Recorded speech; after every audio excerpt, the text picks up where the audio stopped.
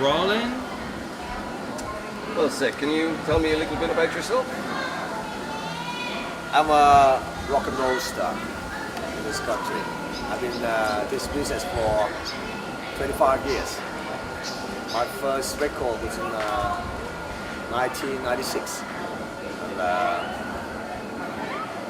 we sold a lot of copies, like more than 20 million copies in this country. Yes. Very good. And, I'm still going. I'm still rocking. Still rocking, I had a yeah. concert last night in Pattaya. Good for you. It was a lot of beautiful girl. Many followers. So how did you find the Mercy Centre here today? You, of course, and John. And I'm so happy today. Today is kind of something very different. I have a lot of happiness at home and a lot of good people around me. But today, like you can see my tears of joy when I just. The kids' hearts. It's great to see it. This is what I'm living for. This is what I just want to tell people around me and anyone watching me that this is what I'm living for. Part of kind of rock and roll star life. You give back to the people. Yeah, you give back to the company. And get drunk. And this is the part. This is the big part of my life. And that brings us on into the freestyle football. Freestyle My football. question. This is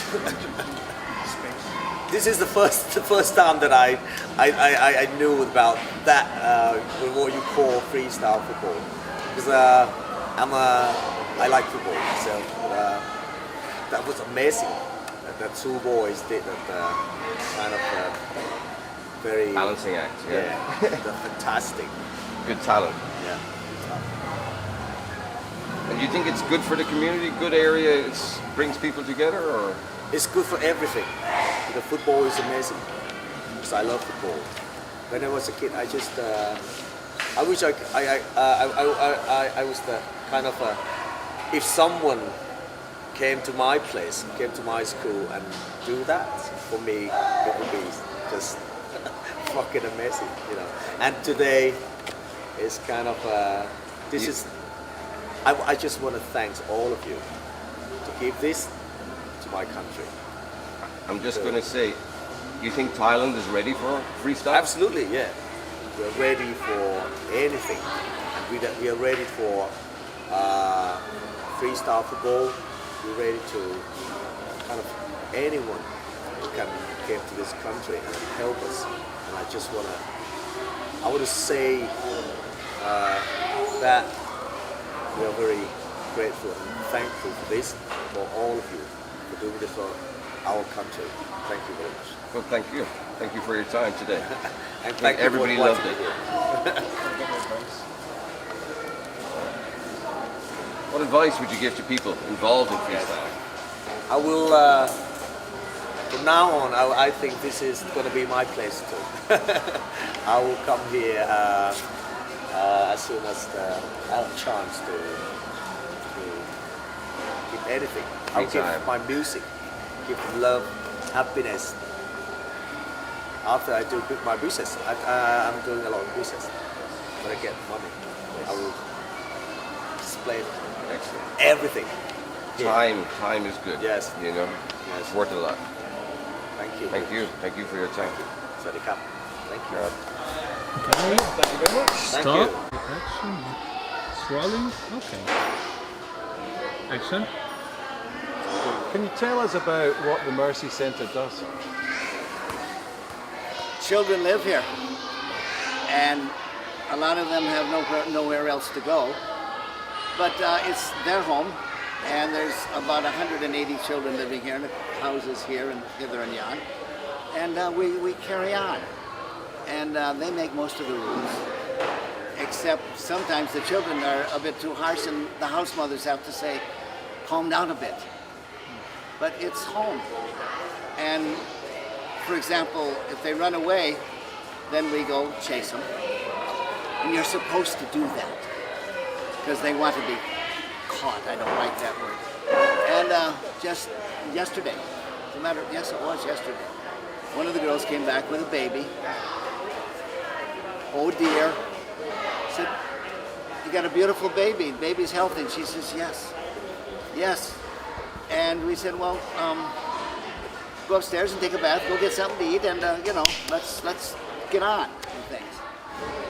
Because we're not in favor of these things. She's got no place else to go. This is home. This is home. So that's. How did this type of work interest you, and how did you get started? You're very kind. You're very kind. Anything that I've ever done in my life that I thought was a good idea has been a bloody, total, terrible, bloody failure. And anything that I've been dragged into by the scruff of my neck has worked quite well. So some children came and they said, well, we want to stay with you. And Sister Maria and some of the others. I said, we've never done that before. And so they did. And then they needed to go to school. So we sent them to school. And then some more came. That's how it happened. When did this start? Oh, Lordy Lord. Donkey's years. This was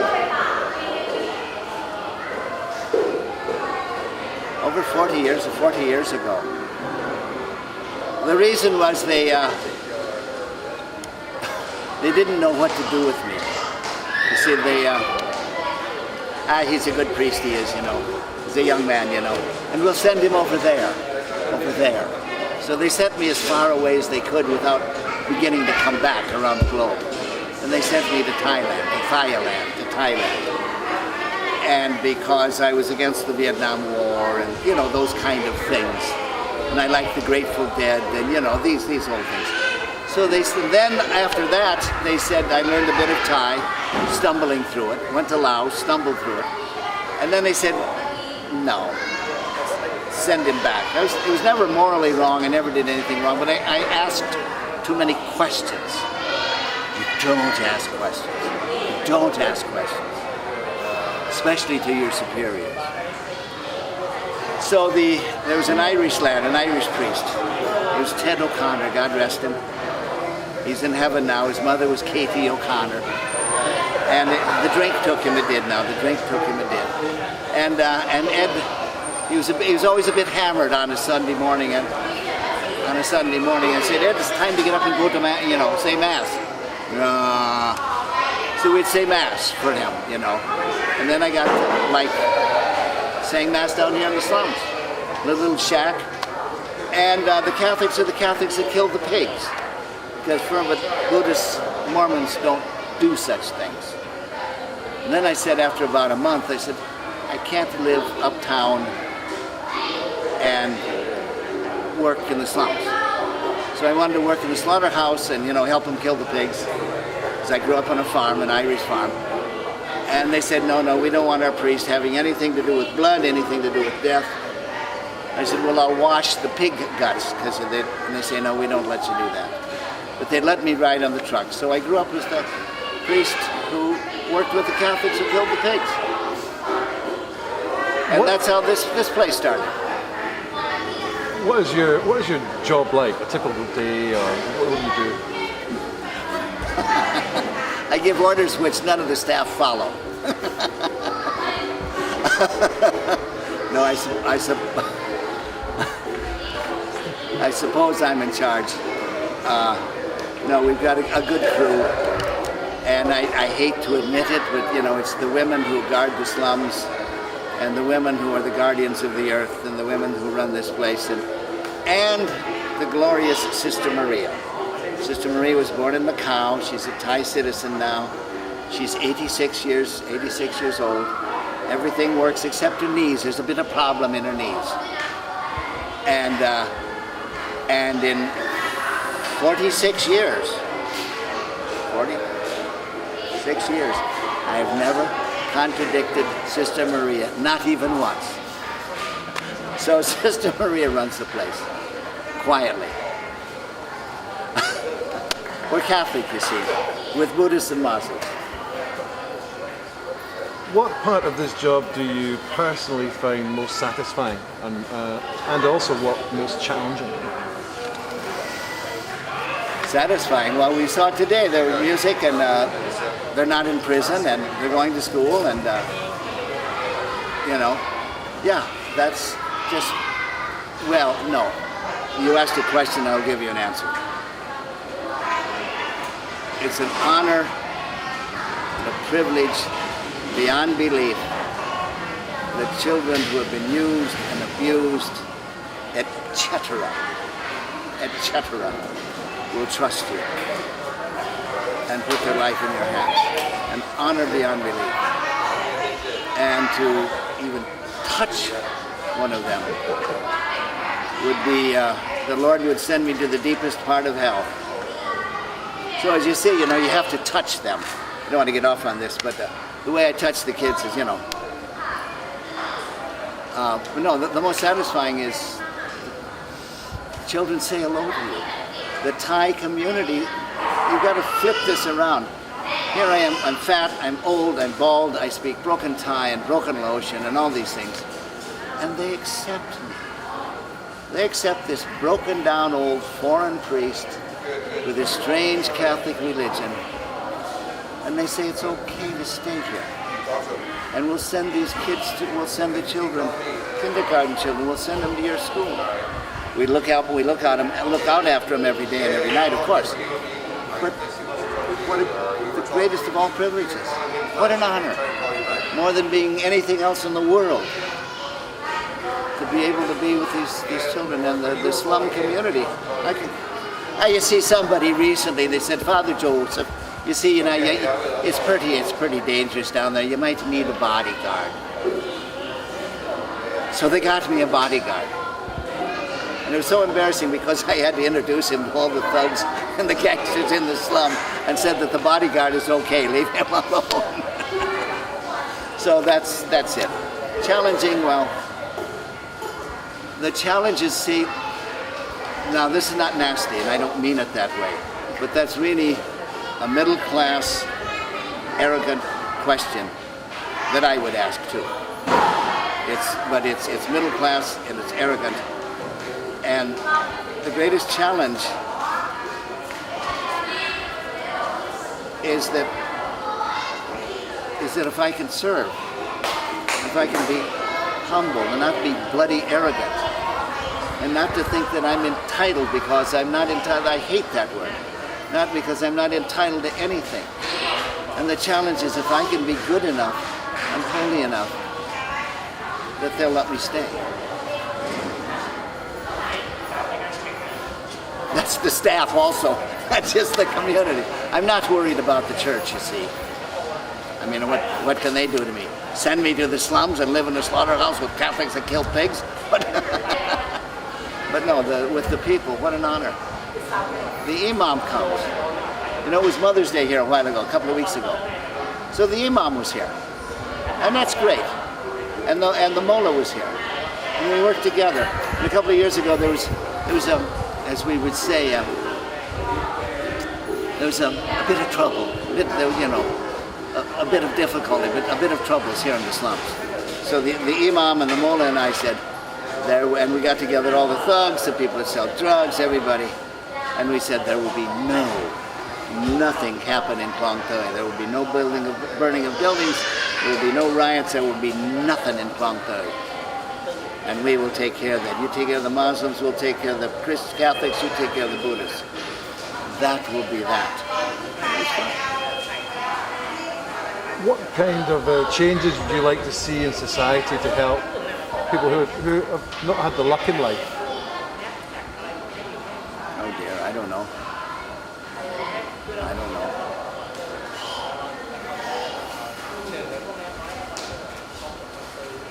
Well, I do. Let every child go to school. You heard me say earlier this morning, if your daddy's a drunk, go to school. If your mommy plays cards, go to school. If you don't have any clothes, shoes to wear, go to school. Go to school, go to school. And it's, I say that because, and not as we would say in Thai, kind of bullshit. I won't give the English translation of that, you see now. We've educated 50,000 kids. 50,000 kids have gone through our schools. That's good stuff. Do you find with the world economic climate that it is more difficult to get donations? You see, me, Joey, just can't do it. But if I'm doing what I'm supposed to do, the Lord will send the money. And the Sister Maria, even Sister Maria, and she's really holy. Sister Maria, by the way, says many rosaries a day. And she also prays that if there's anybody on our staff of 300 people, because we're teaching 3,000 kids a day, if anybody on the staff does anything wrong, they'll fall and break a leg. or similar, and it happens. So we got a pretty honest organization. Anyway, getting back to your question. The Lord takes care of us. And it's the Buddhists and the Muslims and and the Catholics that help us the most. And day by day. Like that old song. No, we have any money in the bank? We do. We got enough to keep the place going for 6 months. Not bad. Not real good. They say, well, you've got to have enough just at least for 1 year, you see, Father Joseph. And you've got to have a manager or a big executive from the West to run this place. We're safe because of the community. I was what's the word in Irish? Glockenspiel. I was driving my car the other day here, and I started honking the horn, and this monster guy gets out of this little duk-duk in front of me, and he walks up to me and he starts pointing his finger at me, and he says, Father Joe, when I went to your kindergarten, you'd get so upset if somebody honked a horn like this. Now you're honking a horn at me. Have you lost your manners? And so that's what keeps you humble, isn't it? What do you need? Do I need? For here, what do you need? I need to be holy and need to be good. No, I mean, what do I need?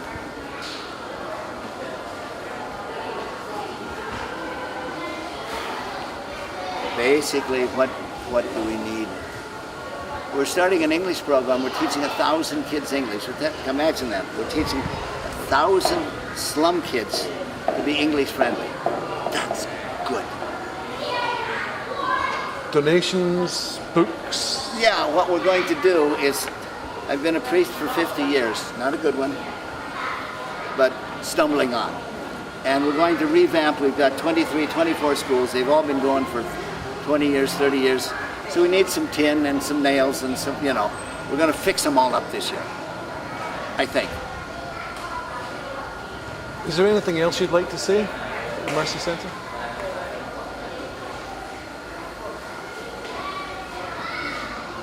To the Adamika, to walk humbly with that quotation, but to be meek and mild and to walk humbly with your God. Don't think that you're important and don't think that you're anybody, and the fact that you can be here and that you carry on and to see a child smile. That's what we need. And we also need, if there's any children out there, we stay out of the newspapers as much as possible. The reason being, although we're in 25 police stations a week dealing with children, but to stay out of the media. And if there's any, what do we need? If there's any child out there that has no place to go, hopefully we could offer them a home. Okay, we're going to move on to a little bit of freestyle information, if you don't mind. What sports do you play or did play, and how did it make you feel? Love sports. I always grew up with this American football, which is horrible. No, soccer, football, we call it football here, you see, the Americans, instead of American football. No, soccer. And yes, that's what we do. This huge place we were at today, that was, as the Irish say, it was a bit of horse trading, you see now. we were able to do a bit of horse trading. So somebody put that up for us. The kids play soccer day and night and day. The little kids play soccer. And they kick a football around. And if they get into a fight, which fisticuffs. So we line them up and let them kick footballs. What did you think of the freestyle that you saw? Yeah,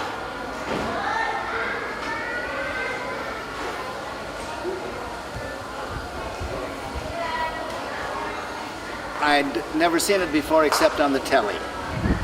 So therefore it's over there. But then when there was two gentlemen here who were totally skilled. That's cool. But what was cool is all the children watched and listened and liked it and will play football. And by playing football, they won't fight as much and they'll go to school. And now, somebody was here the other day. I didn't tell you this. There's this wild German person. I think he was in the Bundesliga. This is a good story. Down south in Phuket, he's got a school. And we were terribly frightened because we thought of like nasty things might happen, you know. But he's got this football school. We've got 8 kids there. And they've been to Malaysia, Indonesia, they've been to Sweden, playing football.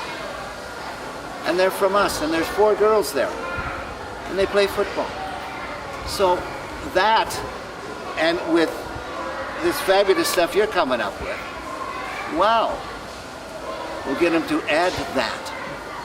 But wouldn't it be cool if we got this great football school, which we do, and they accept our kids, God knows why, but I guess he's crazy like I am. So we've got I think 12 kids there in a school of 80 kids. Most of them are ours. And if with their football, because what you do is you get up, you brush your teeth, you eat, you play football, you go to school, you come home, you eat, you play football, you do your homework, you go to bed, like we all did in boarding school. And to bring in what you've done here today. Wow, that's marvelous. Freestyle is more of a sort of individualistic sort of sport, but it's also part of where people can share. Well, that's what we want. With the kids doing this more individual, what do you think they will gain from doing freestyle? Because all they need is a ball.